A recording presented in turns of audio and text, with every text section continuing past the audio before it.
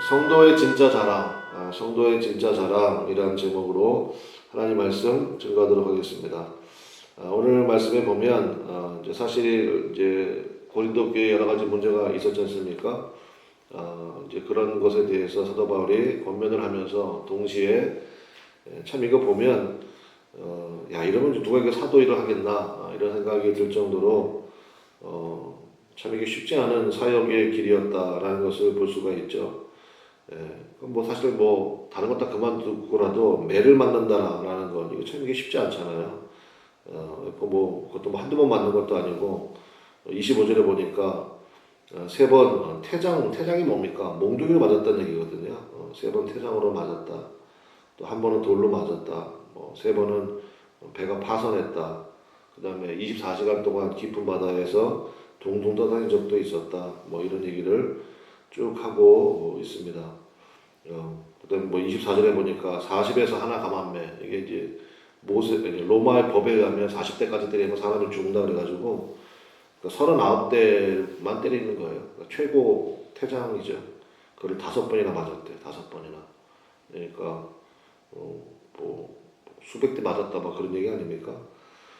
그러니까 이런 얘기들을 왜 하냐면요. 그럼에도 불구하고 어떠한 고생이 있더라도 참된 복음을 놓칠 수 없기 때문에. 그러니까 사실은 우리 마음 가운데도 좀 그런 게 있어야 되죠. 그래서 하나님께서 우리의 삶 가운데 그러니까 우리의 지경이 좀 넓어지기를 원하실 때가 있잖아요. 그러니까 여러분들 스스로가 어떤 한계를 딱 정해놓으면 안 돼요. 난 딱 이 정도까지만, 여기까지만. 그러면 하나님도 딱 거기까지만이에요. 이사야서 나오잖아요. 내 입을 넓게 열라, 내가 채우리라. 그래서 여러분 하나님 앞에 좀 그런 믿음 가지십시오. 하나님 이번 특세를 통해서 좀 그런 은혜를 좀 선포하시면 좋겠어요. 저 사람 은혜 받아야 되지, 저 사람도 꼭 나왔으면 좋겠다. 그러지 마시고요. 내가 하나님 앞에. 저도 이제 특세를 준비하면서 저도 하나님 앞에 이제 기도하는 제목들이 있거든요. 그래서 주님께서 나를 만져주시고 나를 변화시켜 나가시고 하나님이 가장 기뻐하는 모습으로 살 수 있는 그 힘 주십시오. 그게 제일 중요한 거 아닙니까? 그래서 오늘 말씀을 통해 가지고 사실 고린도후서 11장 전체가 전체를 통해서 이제 성도의 진짜 자랑이 뭔지 그러니까 4가지 정도 살펴볼 수 있는데 뭐 하나씩 보도록 하겠습니다. 우리 먼저 11장 2절 한번 보실까요? 2절에 보니까 성도의 진짜 자랑이 나옵니다. 그 중에 첫 번째가 뭐냐면 2절 우리 한번 같이 읽어보겠습니다. 시작. 내가 하나님의 열심으로 너희를 위하여 열심을 내노니 내가 너희를 정결한 처녀로 한 남편이 그리스도께 드리려고 중매함이로다. 예, 거기까지. 첫 번째 자랑할 게 뭐겠습니까? 열심 가지고 예수님께 연결한다. 이제 이거 자랑해야 되는 거죠. 그래서 뭐 자랑한다는 게 뭐 차 자랑하고 집 자랑하고 그게 아니고요. 성도의 진짜 자랑은 뭐냐? 내가 하나님의 열심을 품고 있다. 근데 그 열심이 무슨 열심입니까? 예수님께로 연결하는 열심이에요. 예수님께로 연결하는 열심. 그래서 나 때문에 예수 믿게 된 사람, 사실 그게 최고의 자랑 아니에요? 한번 생각해 보세요. 천국 가면 그 사람이 얼마나 고마워하겠어요. 그래서 한두 번 건면하고 말 것이 아니라 또 그다음에 방법도 여러 가지가 있어야 되겠죠. 그냥 늘 하던 식으로 그냥 위해서 기도하고 있어. 그거 하지 말고 때로는 불러내서 밥도 좀 먹이고 목사님 뭐 저 먹을 것도 없어요. 그러지 말고 하나님 공급하시잖아요. 그렇게 하면 하나님이 그거 왜 안 부어주시겠냐고. 그다음에 어떤 뭘 하더라도 그죠? 항상 예수님께 연결할 수 있도록. 근데 그냥 했다가 말다가 뭐 이러지 말고 하나님의 열심 가지고 하라는 것입니다. 하나님께서 얼마나 열심히 하십니까? 그죠? 성실하신 주님이잖아요. 변함이 없으시잖아요. 이게 첫 번째 자랑이 돼야 된다는 거예요. 두 번째 자랑은 뭐냐? 12절입니다. 12절 같이 한번 읽겠습니다. 시작. 나는 내가 해온 그대로 앞으로도 하리니 기회를 찾는 자들이 그 자랑하는 일로 우리와 같이 인정받으려는 그 기회를 끊으려 함이라. 무엇보다도 중요한 것은 앞부분에 있는 거죠. 이거 지난번에도 한번 설교했는데 나는 내가 해온 그대로 앞으로도 하겠다. 그게 뭐예요? 일치하는 신앙이죠. 그래서 겉과 속이 똑같고요. 이제 그걸 영어로는 이제 integrity 이렇게 얘기하거든요. 우리말로는 정확하게 번역이 안 되는 것 같아요. 인테그레이트라는 단어가. 그러니까 아무튼 그 겉과 속이요 완전히 일치하는 그러한 모습. 저 사람 말하는 대로 하고 그 다음에 그 말이라는 게 뭐 어디서부터 오는 거예요? 하나님으로부터 오는 거. 하나님께서 말씀하시면 어떠한 고난이 있다 할지라도 그것을 잘 감당해 나가는 믿음의 모습. 사실 그것만큼 힘 있는 믿음의 모습이 없죠. 일치하는 신앙이에요. 그 요한복음에 뭐 그런 거 많이 나오잖아요. 성령을 근심케 하지 말라. 그 일치가 안 됐다는 얘기거든요. 하나님께서 주시는 은혜가 있어. 참 은혜를 많이 받았어. 근데 은혜는 은혜고 나의 삶은 나의 삶이고 이러면 안 되죠. 일치가 돼야 돼요. 은혜를 받았어요. 깨달았어요. 그럼 거기에 따른 헌신이 있어야 되고 충성이 있어야 되고 그런 게 있을 거 아닙니까? 그러니까 일치하는 신앙의 모습. 그래서 저는 그게 최고의 칭찬인 것 같아요. 하나님께서 주신 은혜 그대로 저 사람을 행하는구나. 정말 한계가 없구나. 주위에서 보면 막 걱정될 정도로 저렇게 뭐 어떻게 하려고 그러는 거지? 근데 뭐 아니나 다를까 하나님께서 주시는 귀하고 놀라운 은혜를 또 간증하고 이야기할 수 있는. 그래서 여러분 이렇게 살면요, 제가 뭐 간증하겠습니다 이게 아니어도요, 그냥 그 사람 자체가 이야기가 돼요. 야 그래 신앙생활은 저렇게 해야 돼. 저렇게 해야 돼. 그런 믿음의 모습. 그럴 때 주님께서 뭐 여러분이 기도하지 않은 것까지 다 해결해 주시죠. 뭐 자녀 문제며 그 다음에 뭐 여러 가지 것들. 그러니까 그것이 참 중요하다는 것입니다. 그래서 일치하는 신앙이 두 번째고요. 그 다음에 세 번째는 이제 오늘 우리 함께 읽은 말씀 속에서 보시는데 28절입니다. 28절 우리 한번 같이 읽겠습니다. 시작. 이외의 일은 고사하고 아직도 날마다 내 속에 눌리는 일이 있으니 그 모든 교회를 위하여 염려하는 것이라. 세 번째 자랑은 뭐겠습니까? 극심한 고난 가운데서도 교회에 대한 변함없는 사랑과 헌신의 모습이 있다는 거예요. 그리고 28절 첫 마디가 이외의 일은 고사하고, 앞에 고생한 얘기 쭉 얘기했잖아요. 그리고 나 이제 지긋지긋해. 나 더 이상 못하겠어. 그러지 않고 이거 아무것도 아니라는 거예요. 아직도 날마다 내 속에 눌리는 일이 있다는 거예요. 그게 뭐예요? 뭐 매 맞으면 어떡하나, 이러다가 망하면 어떡하나, 이거는 최후의 보루야, 이것만큼은 내가 지켜야 돼. 그런 거 없다는 거예요. 뭐예요? 오직 모든 교회를 위하여 염려하는 것이라. 여기서 말하는 염려는 뭡니까? 교회를 사랑하는 마음이죠. 왜요? 교회는 그리스도의 몸이며 그리스도께서 다스리시는 곳이잖아요. 주님의 통치가 임하는 곳이잖아요. 구원받는 길은 교회밖에 없지 않습니까? 오직 예수잖아요. 이거 뭐 동아리 모임도 아니고 여기는 생명이고 진리고. 그러면 교회가 바르게 설 수 있도록 내가 해야 할 일이 무엇인가? 내가 감당할 것이 무엇인가? 그래서 그런 거 좀 지나치게 좀 해보시라고요. 때로는 지나치게도 해보고. 그래서 뭐 보세요. 내가 이러다가 죽나 안 죽나. 아니 뭐 죽으면 천국 가는 거라면서요. 그런 믿음 있잖아요 우리가. 하나님이 눈 뜨고 힘 주시면은 열심히 충성을 다하면 되고, 눈 떴는데 예수님 보이면 천국에 왔구나, 그러면 되는 거 아닙니까? 사실 신앙생활은 굉장히 단순한 거잖아요. 우리가 남길 게 뭐가 있겠어요? 이야기 남기는 거지. 우리 아빠는, 우리 엄마는 그냥 집 한 채 장만하려고 평생 애쓰다가 돌아가셨어. 그럼 되겠어요? 자녀들에게 뭐 유산 얼마씩 물려주고, 근데 신앙은 다 떠나버리게 만들고, 그게 무슨 의미가 있어? 그 흔적, 사도 바울이 나는 예수일 때 흔적을 가졌노라 할 때 사실은 이 고린도후서 11장 이야기 많이 하거든요. 이렇게 매를 맞고 말하면 흔적이 있을 거 아니에요.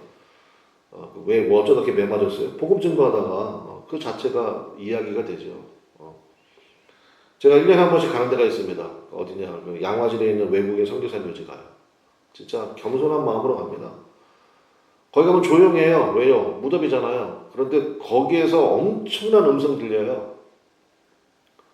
그분들은 한마디도 안 하는 것 같지만 보시면 이제 신앙 있는 사람들 가보면 거기서 엄청난 음성이 들리죠. 그렇지. 이렇게 살아야 되는구나. 그리고 거기 뭐 언더우드나 아펜젤러나 그분들 일기 같은 거 보면요. 고린도후서 11장 이건 아무것도 아니야. 예. 특별히 우리 그 감리교 운동 처음 시작하신 우리 아펠라냐 선교사님은 전라도 앞바다에서 익사하셨거든요.